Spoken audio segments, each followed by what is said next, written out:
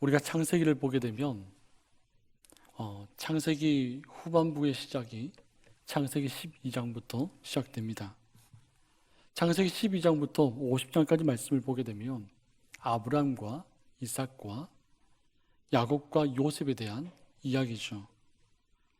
이들이 왜 인물들, 이 네 사람, 네 족장을 통해서 이야기가 이루어지는가 한번 보면 이스라엘 민족의 직접적 기원에 대해서 이야기를 하고자 합니다. 우리가 말씀을 볼 때 하나님께서 선민 이스라엘 백성들을 어떻게 형성해 나가는가, 그리고 유대인들의 이들이 하나님으로부터 선민된 백성으로서 직접적인 직계 구성인과 동시에 오늘을 살아가고 있고 오늘 우리가 예수를 믿는 우리 역시 영적인 후손입니다. 이런 우리가 하나님의 말씀 앞에서 어떻게 살아야 하는가라는 그 삶에 대한 질문을 창세기를 보면서 한번 생각해 봐야 합니다.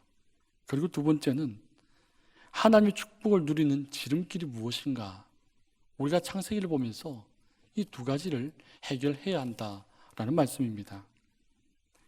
성경을 보게 되면 오늘 본 말씀 19절 말씀 이렇게 시작하죠. 아브라함의 아들 이삭의 족보는 이러하니라 아브라함이 이삭을 낳았고 라고 기록하고 있습니다. 성경을 우리가 볼 때 족보를 만나게 되면 사실 많이 어려워합니다. 누가 누구를 낳고 누가 누구를 낳고. 우리가 마태복음 1장을 보게 되면 아브라함부터 예수님까지 낳고의 이야기가 반복되죠. 또한 누가복음 3장을 보게 되면 예수님부터 위로 한 대로 올라갑니다. 근데 그 최종적 마지막에 누가 있냐면 하나님이 계신다라고 하는 겁니다.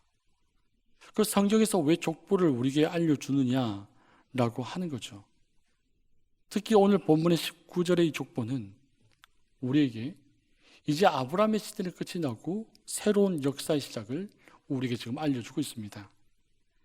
오늘 19절의 이 말씀은 앞으로 이어질 35장까지의 계속되는 내용에 대해서 이 출발점 혹은 책을 여는 서문처럼 그렇게 시작되는 절입니다.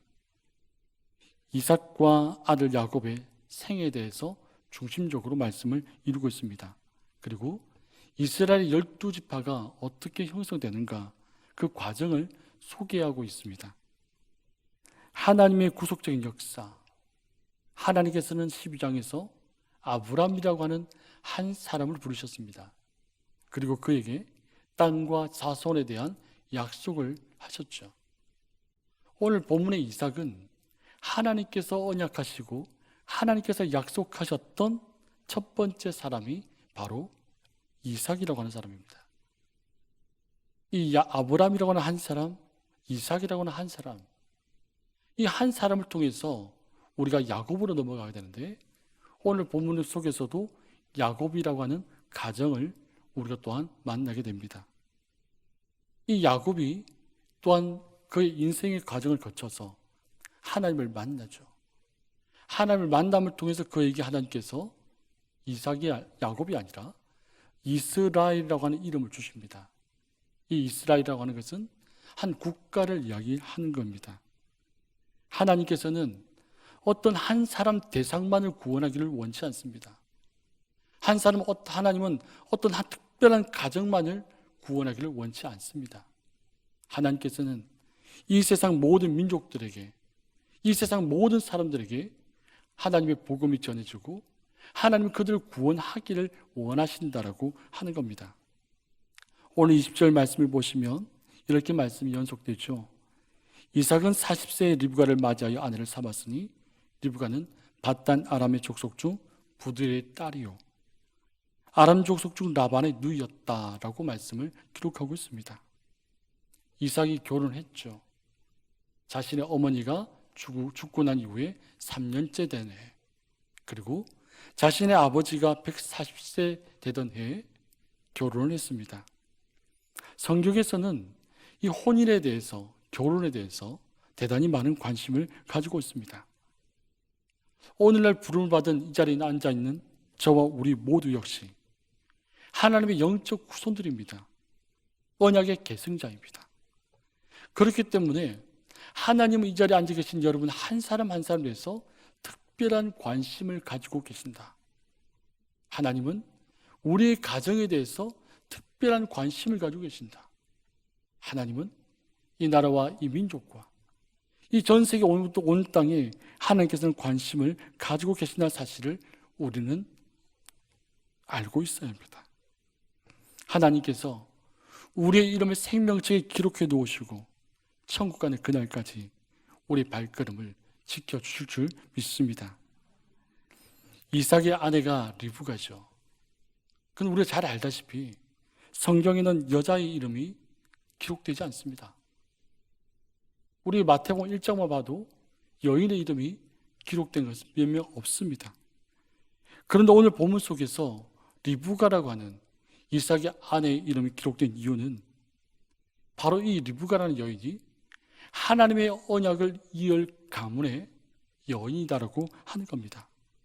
그렇기 때문에 이 리브가가 혈통적으로 혹은 그 신앙의 뿌리가 어떤지 성경은 우리에게 알려주고자 한다는 겁니다.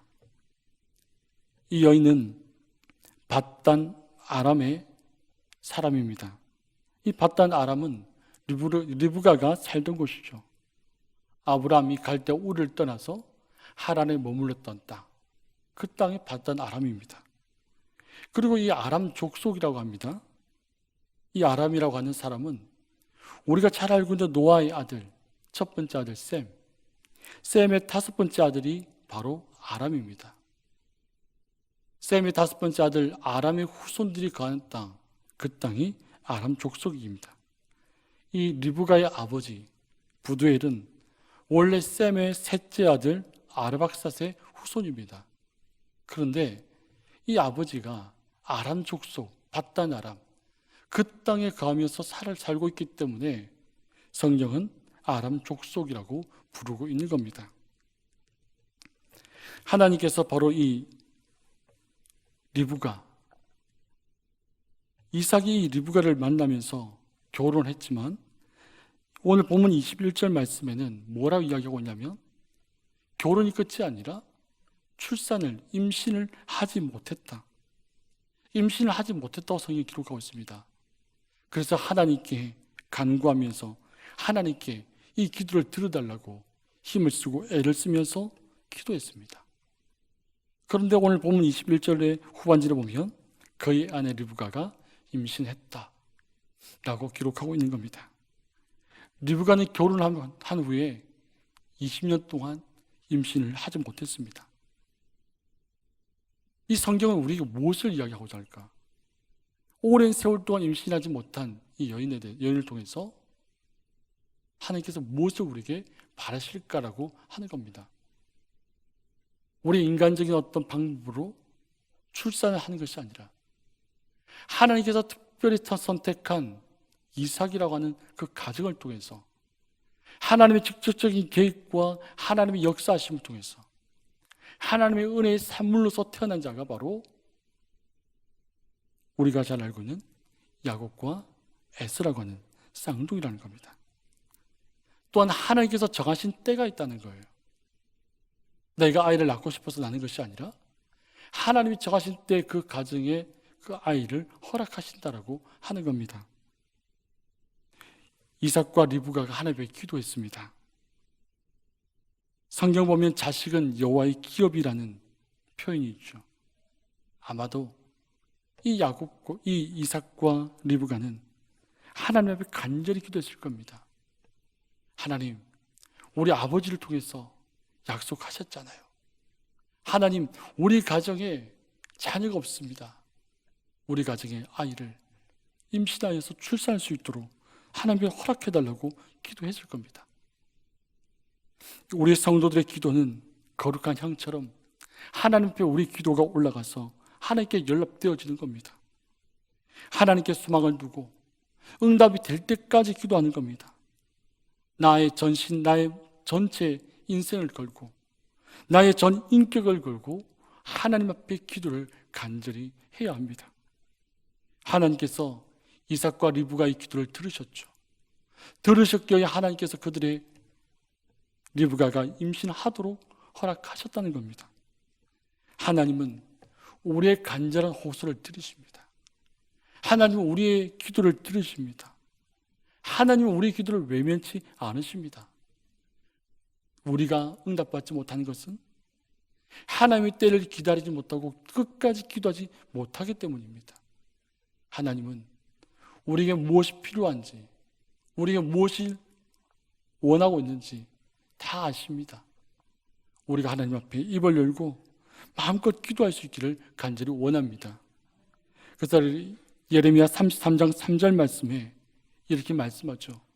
너는 내게 부르짖으라. 내가 내게 응답하겠고 내가 알지 못하는 크고 은밀한 비밀을 내게 알게 하겠다라고 하나님께서 말씀하십니다. 오늘 본문 22절 말씀입니다.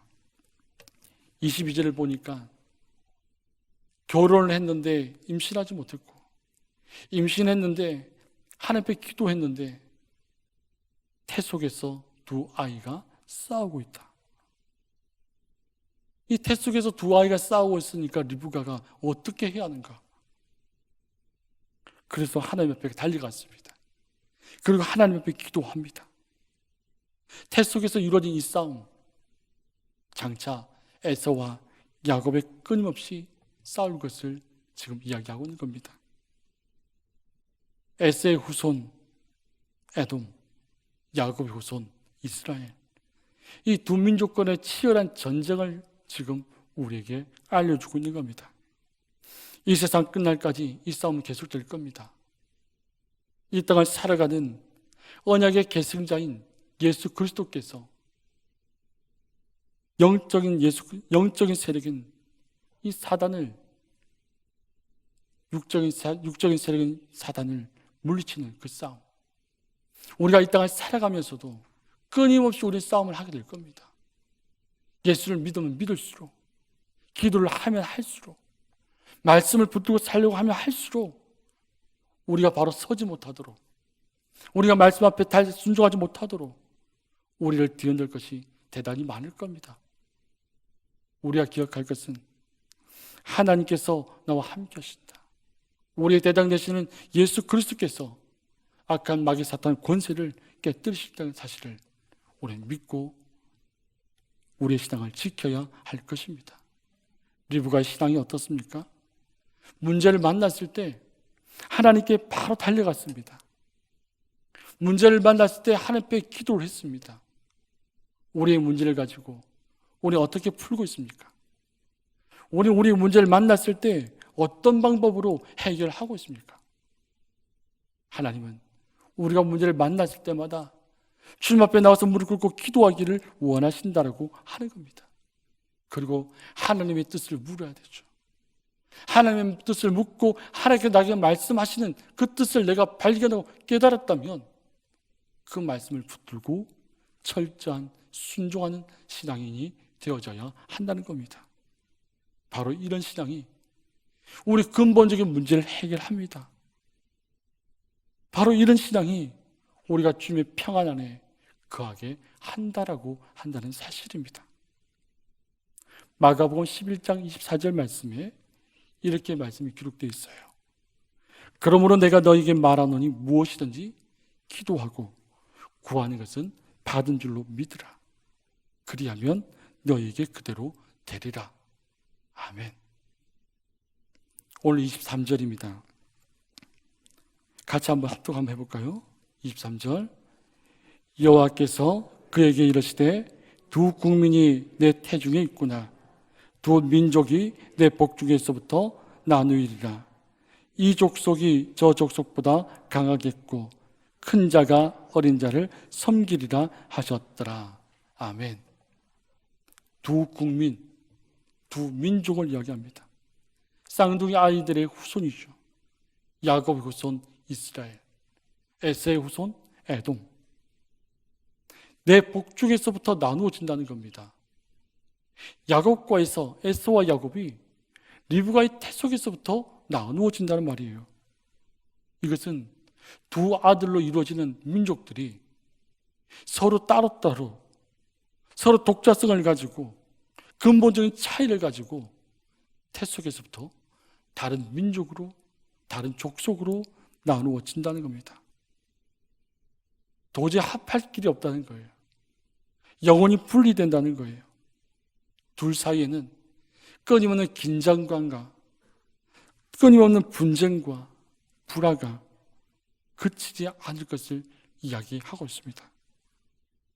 이 족속이 저 족속보다 강하다고 이야기합니다. 이스라엘이 에돔보다 강하다는 거예요. 차자가 장자보다도 강하다는 거예요. 확권 우위를 장자가 가지고 있다는 겁니다. 지속적으로 작은 자가 큰 자를 지배한다는 이야기입니다. 그러면서 큰 자가 어린 자를 섬길 것이다 라고 기록되어 있죠. 언약 가문의 계승권자가 아니라 차자에게 넘어간다는 겁니다. 세상의 법은 장자가 다 가져가는 거죠. 근데 장자가 아니라 작은 자가 이 야곱에게 언약 가문의 계승권이 넘어간다라고 하는 겁니다. 에돔 족속은 하나님의 심판을 받지만 이스라엘, 야곱은 하나님으로부터 예수 그리스도가 태어나는 가문이 되어진다라고 하는 겁니다. 하나님은 인간의 어떤 판단이나 인간의 어떤 조건을 보지 않습니다. 하나님은 인간의 잘남을 보는 것이 아니라 하나님은 그 사람이 하나님이 기뻐하는 자, 하나님을 기뻐하고 하나님께서 기뻐하는 자를 하나님께서 택하신다라고 하는 겁니다. 사랑하는 성도 여러분, 우리가 인생을 살아가면서 하나님 왜 나보다도 저 사람을, 하나님 나에게 왜 이런 어려움을, 하나님 나에게 왜 이런 아픔을 주십니까? 제가 무엇을 잘못했습니까? 라고 따질 때도 있죠. 그런데 우리가 인정해야 되는 것은 하나님의 주권을 인정해야 된다.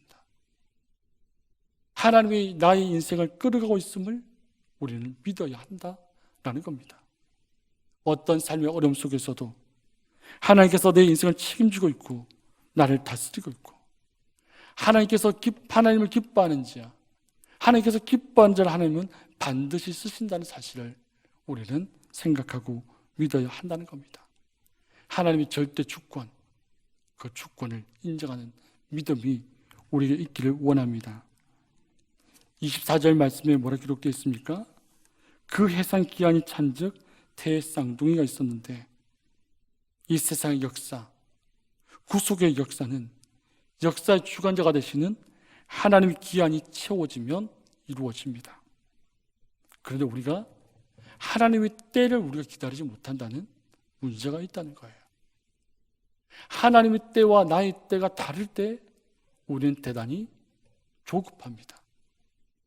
조급하기 때문에 내 힘으로 어떤 해결책을 찾아보려고 많이 애를 씁니다.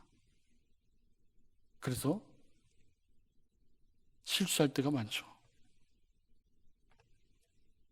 하나님께서는 하나님의 때에 예수 그리스도께서 다시 오실 겁니다. 하나님의 때에 하나님께서 우리에게 주님께서 오신 후에 우리가 심판이 또한 있음을 우리는 잊지 말아야 합니다. 우리가 그날이 언제일지 모릅니다. 주님께서 언제 오실지 모르기 때문에 우리는 매 순간순간 깨어서 기도하고 준비를 해야 합니다. 이 세상에 내가 다 하는 것처럼, 나의 힘을 다 할 수 있는 것처럼 교만하거나 착각하거나 포기하거나 그런 삶을 살아서는 안 된다는 겁니다. 오늘 보면 25절 말씀이 기록되어 있습니다. 먼저 나온 자는 붉고 전신이 토록 같아서 이름을 에스라 하였고, 에서는 태어나면서부터 남들보다 다릅니다. 그의 몸 전체가 붉은 빛깔을 띠었고 토로처럼 털이 가득했습니다. 이러한 에서에 대해서 묘사하고 있는 것은, 에서는 정력적인 성격, 이성적인 기질이 충만하다, 열정적이다, 마치 짐승처럼 난폭하다, 그런 의미를 담고 있다고 합니다. 에스라는 이름은 털이 많다, 거칠다. 그런 뜻을 가지고 있다는 거예요. 이 에서가 어떻게 살았습니까? 이 에서는 사냥꾼으로 거친 삶을 산 사람입니다. 26절 말씀에 또한 이렇게 기록되어 있습니다. 후에 나온 아우는 손으로 에서의 발꿈치를 잡았으므로 그 이름을 야곱이라 하였으며 리브가 그들을 낳을 때에 이삭이 60세였다. 손으로 에서의 발꿈치를 잡았다. 현대의학으로는 불가능하다고 합니다. 쌍둥이는 결코 발 뒤꿈치를 잡고 같이 태어나지 않는다고 합니다. 시간 차이를 두고 태어난다라고 이야기를 합니다. 에서의 발 뒤꿈치를 잡고 태어났다는 것은 무의식적으로 강한 경쟁의식을 우리에게 지금 알려주고 있습니다. 야곱이라는 이름은 발 뒤꿈치를 잡고 태어났다라고 하는 그 출생의 독특한 면, 그것에서 이름이 나왔습니다. 야곱은 교활하고 집요하고 경쟁이 강한 사람입니다. 이러한 부정적인 품성을 야곱은 가지고 있습니다. 그런데 우리가 잘 알다시피 정말 나는 이에 뛰는 이에 나는 이가 있다고 더한 삼촌을 만나게 되죠. 많은 연단의 과정을 거칩니다. 고통의 순간을 겪습니다. 하나님과 또 실험을 하죠. 실험을 하면서 허벅지가 또한 박살이 나죠. 이런 과정을 통해서 하나님과 겨루어 이긴 자라고 하는 뜻, 이스라엘이라고 하는 이름을 하나님으로부터 받습니다.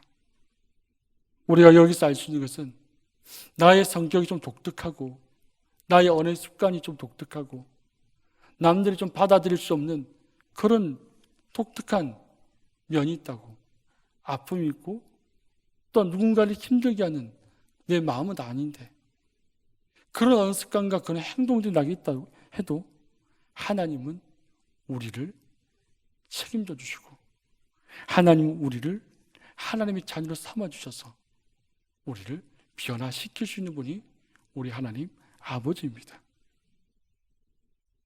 그런 적 누구든지 그리스도 안에 있으면 새로운 피조물이라. 이전 것이 지나갔으니 보라 새 것이 되었도다. 말씀이 우리에게 이야기합니다. 사랑하는 성도 여러분, 내 성품이, 나의 언어의 습관이, 내 삶의 태도가 뭐가 낫다 하더라도 하나님을 만나십시오. 하나님을 만나실 때 하나님께서 우리를 새롭게 창조해 주십니다. 이삭이 60세라고 합니다. 언약의 계승자 야곱을 낳은 때입니다. 40세 결혼한 이삭은 결혼한 지 20년 만에 자녀를 낳은 겁니다. 이 자녀는 내가 자연적으로 생겨서 낳은 아들이 아니라 하나님께서 허락해서 낳은 그 아들이라고 하는 겁니다. 우리의 자녀들 하나님의 선물이죠. 내가 낳은 것 같죠? 아닙니다. 하나님께서 주셨기 때문에 우리가 자녀를 낳았고 자손을 낳았습니다. 내 마음에 드는 자식이 있을 수도 있고 내 마음에 들지 않는 자녀가 있을 수도 있습니다. 내 말을 잘 따르지 않는 자녀가 있을 수도 있습니다. 하나님께서 주신 우리의 자녀들, 자손들, 우리의 책임은 그들을 위해서 기도하는 겁니다. 그들이 하나님을 만날 수 있도록 포기하지 않고 기도하는 겁니다. 우리의 신앙의 대가 끊어지지 않고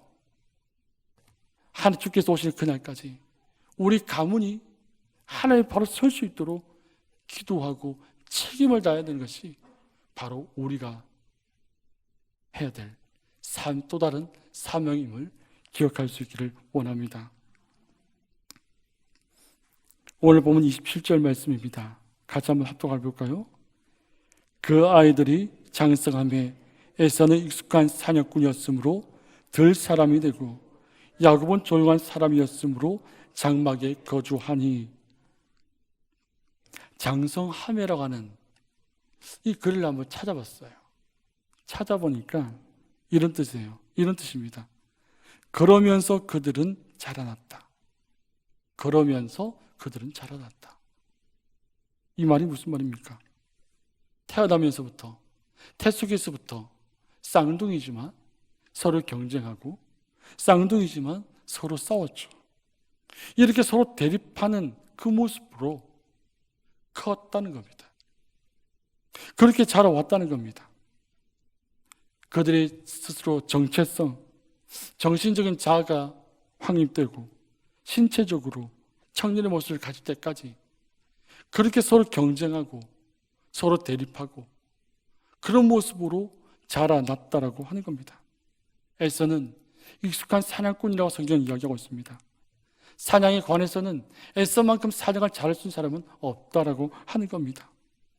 그리고 에서를 들 사람이다라고 하는 겁니다. 에서의 삶의 대부분은 들에서 살았습니다.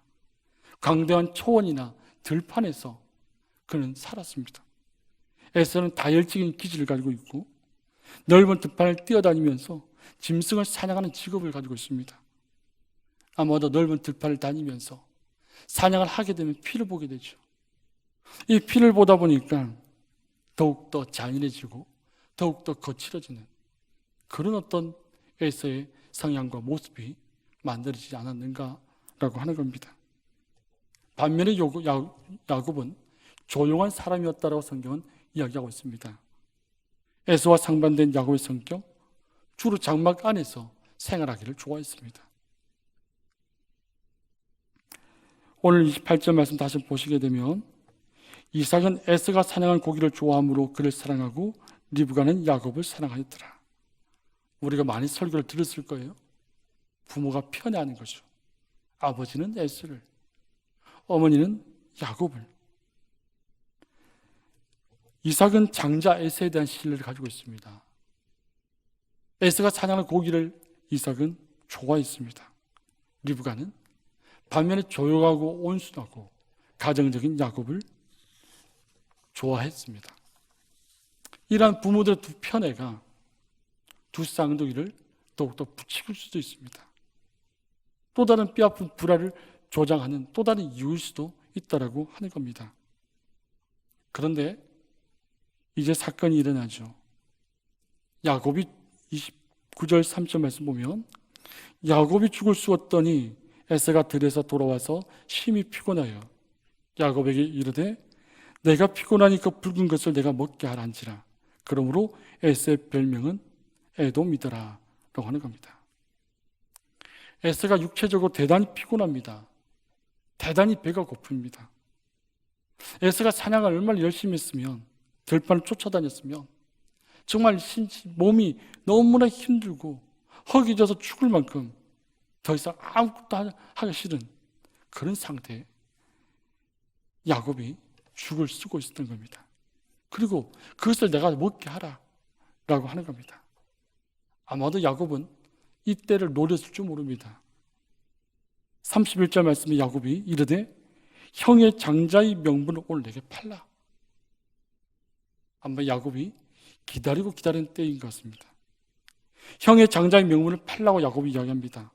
팥죽 한 그릇에 장자의 명분을 팔라는 겁니다. 이 장자라고 하는 명분이 어떤 의미가 있는가라는 거죠. 장자는 아버지의 권위를 공식적으로 계승하는 겁니다.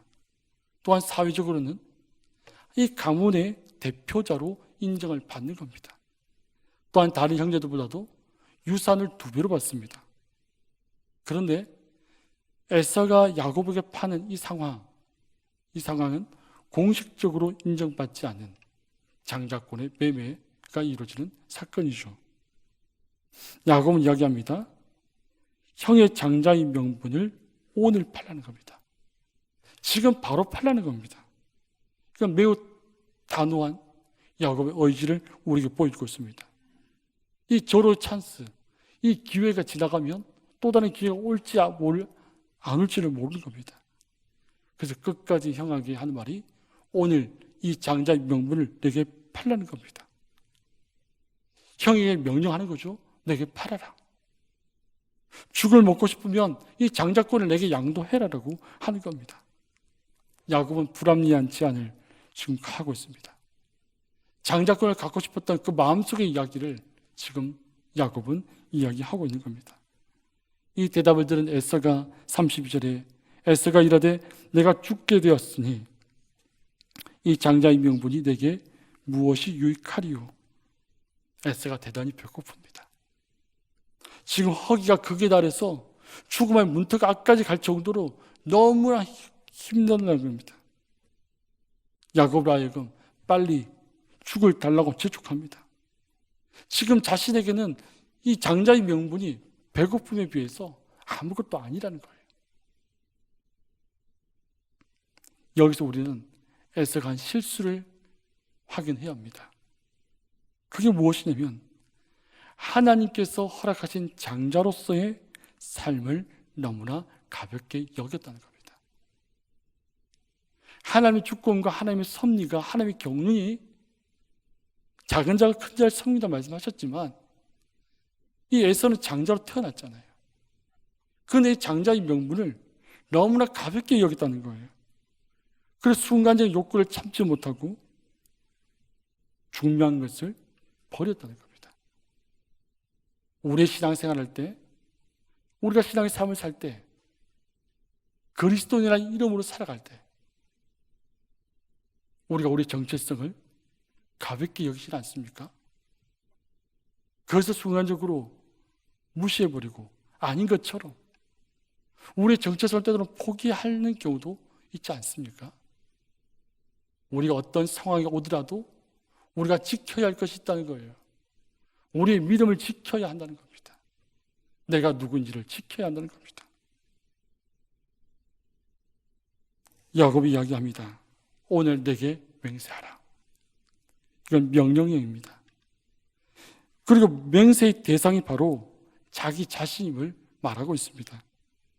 맹세하는 시점도 나중이 아니라 지금 내게 맹세하라. 야곱은 공경에 빠진 형 에서에게 또 어떤 선택의 여지를 주지 않습니다. 형이 그렇게 배고프고 힘들고 죽을 만큼 고프다면 지금 장자권을 내게 팔고 지금 맹세해라.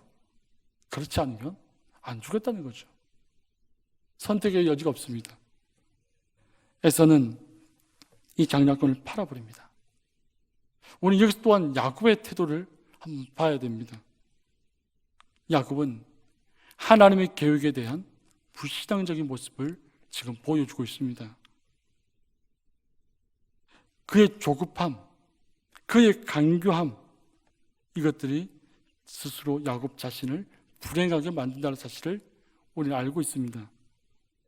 아버지의 집을 떠나서 20년간 바단 아람에서 머물면서 많은 고통을, 어려움들을 당하게 되죠. 사랑하는 성도 여러분, 오늘 말씀이 우리에게 무엇을 이야기합니까? 하나님의 주권은 있다는 거예요. 나에게 만족하지 못하더라도 하나님의 주권을 붙들고 우리는 살아가야 됩니다.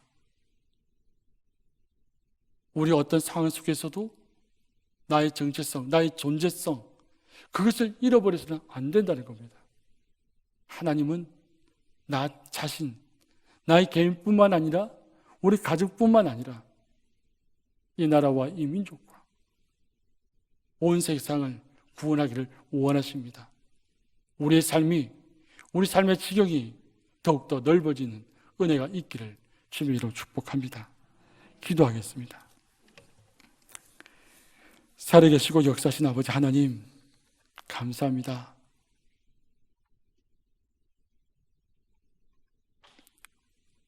부족한 저 한 사람을 택하셔서 주님을 알게 하고 주님을 믿게 하시고 또 믿음의 가문을, 믿음의 가정을 이루게 하여 주셨고 또 하나님께서 저희들의 자녀를 주시고 자손을 주셔서 믿음의 가문으로 세워주셨는데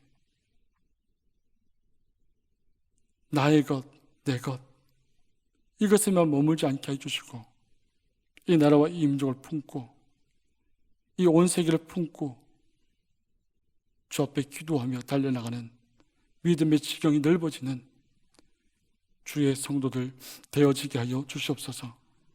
내 삶에서 어떤 일이 일어나더라도 하나님의 주권을 인정하고 내 삶에 어떤 일이 일어나도 나의 정체성과 나의 존재성을 잊지 않고 살아가게 하여 주시옵소서. 우리를 사랑하시고 구원하신 예수님 이름으로 기도드립니다. 아멘.